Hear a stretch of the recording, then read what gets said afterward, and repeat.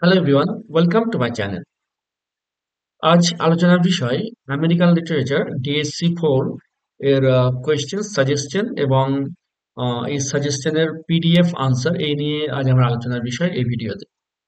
তো আগে দেখে নেওয়া যাক সিলেবাস কি এবং কোয়েশ্চেন প্যাটার্ন কেমন, মার্কস কিভাবে অলোকেট হচ্ছে। তো দেখে নাও পোয়েট্রি থেকে রয়েছে after apple picking, O captain, my captain, daddy এবং হারলেম।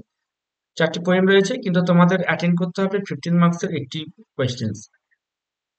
নভেল রয়েছে the old man and the sea, একটি নভেল, কিন্তু এখান থেকে তোমাদের একটি ব্রড কোয়েশ্চেন 15 মার্কসের অ্যাটেন্ড করতে হবে। স্টোরিজ দুটো রয়েছে, পারলয়েন দ্য পারলয়েন লেটার আর ড্রাই সেপ্টেম্বর, এখানেও একটি ব্রড কোয়েশ্চেন, এবং ড্রামা একটি দিয়েছে Death of a Salesman, broad question 15 মার্কসের। এইভাবে টোটাল ব্রড কোয়েশ্চেনে তোমাদের হয়ে যাচ্ছে 60, এবং শর্ট কোয়েশ্চেন্স রয়েছে তিনটে শর্ট কোয়েশ্চেন্স থাকবে, তার মানে এই চারটে সেকশনের মধ্যে তিনটে শর্ট কোয়েশ্চেন্স তোমাদের অ্যাটেন্ড করতে হবে। কিভাবে দেবে বলা মুশকিল। ৪ টে পার্ট থেকেও দিতে পারে, আবার যেকোনো একটি পার্টকে বাদ দিতেও পারে। যাই হোক, তোমাদের আ ৩টে 5 মার্কসের কোয়েশ্চেন অ্যাটেন্ড করতে হচ্ছে, এরকম ভেবে চলতে হবে। তো চলো দেখা যাক কোয়েশ্চেন আনসার আমি তোমাদের জন্য কি বেছেছি। ফার্স্ট সাজেশন যদি বলি, suggestive question for DSC 4 and MDC 4।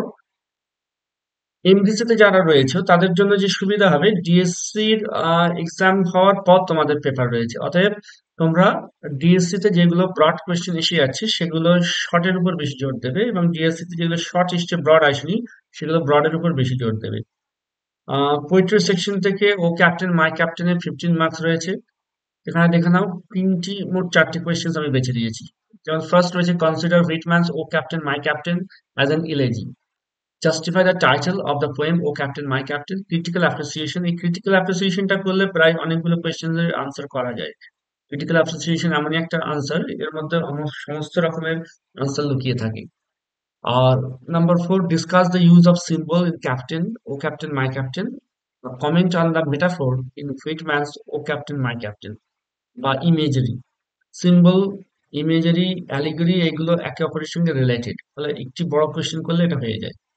এর মধ্যে বেশি ইম্পর্টেন্ট এই দুটি, প্রথম দুটি, consider Whitman's O captain my Captain as an elegy, আর justify the title of the poem O captain my Captain. এখান থেকে 5 মার্কস রয়েছে, দিয়েছি আমি 7টা দিয়েছি, এখানে বাছার কিছু নেই, সবগুলোই করতে হবে। কিন্তু 15 মার্কসের এই যে চারটে দিয়েছি এর মধ্যে প্রথম দুটো বেশি ইম্পর্টেন্ট, প্রথম দুটো ভালো করে করতে হবে।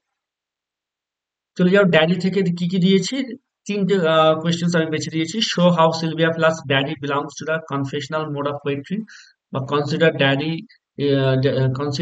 Daddy as an autobiographical poem. How does Plath combine history with personal emotion in her poem daddy.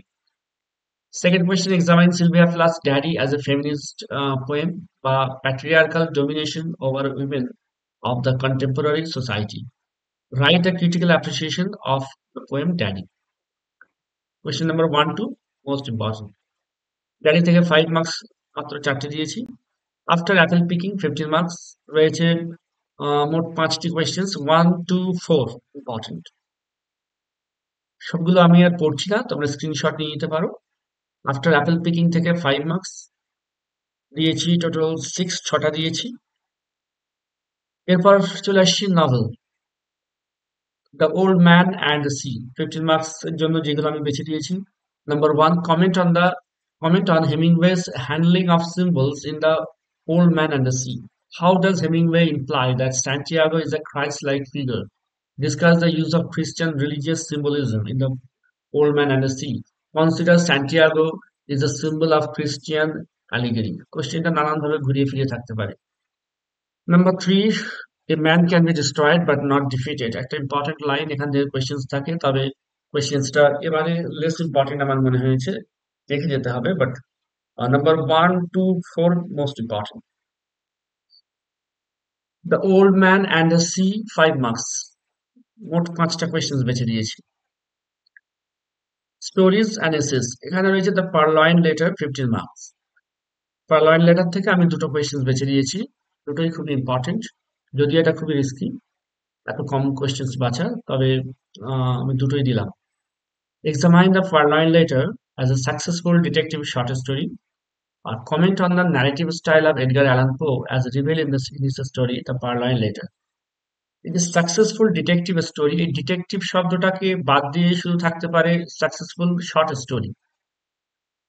R detective story যদি থাকে তাহলে এই যে নোটস তোমরা পাবে, এর আনসার যেটা তোমরা পাবে সেখানে এখানে দেখানো হয়েছে ডিটেকটিভ স্টোরি হিসাবে, কিন্তু শর্ট স্টোরির যে ফিচার্স গুলো সেগুলো আছে। তাহলে এই একটি কোয়েশ্চেন ভালো করে পড়লে, শুধু যদি শর্ট স্টোরির উপর আসে, যদি ডিটেকটিভ শব্দটা না উল্লেখ থাকে তবুও লেখা যাবে।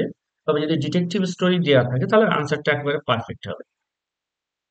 নেক্সট, পার লাইন লেটার থেকে 5 মার্কসের দিয়েছি 6টা।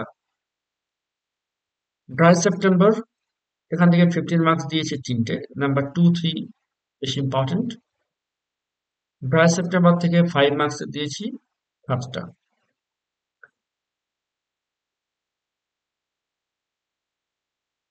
এরপর drama, death of a salesman, 15 marks. মোট 4টে কোয়েশ্চেন্স বেছে দিয়েছি। Number 1, 3, 4 most important.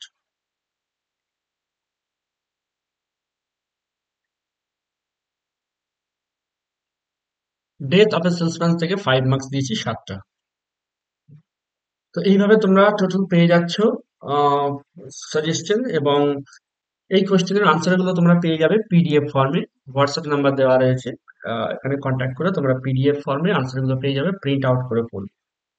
ঠিক আছে, ডিএসসি 4 সাজেশন এবং পিডিএফ আনসার নিয়ে কথা হলো। এরপর নেক্সট সেক 3, সেক পেপারের উপর কি করা যায় আমি নেক্সট ভিডিওতে আলোচনা করছি।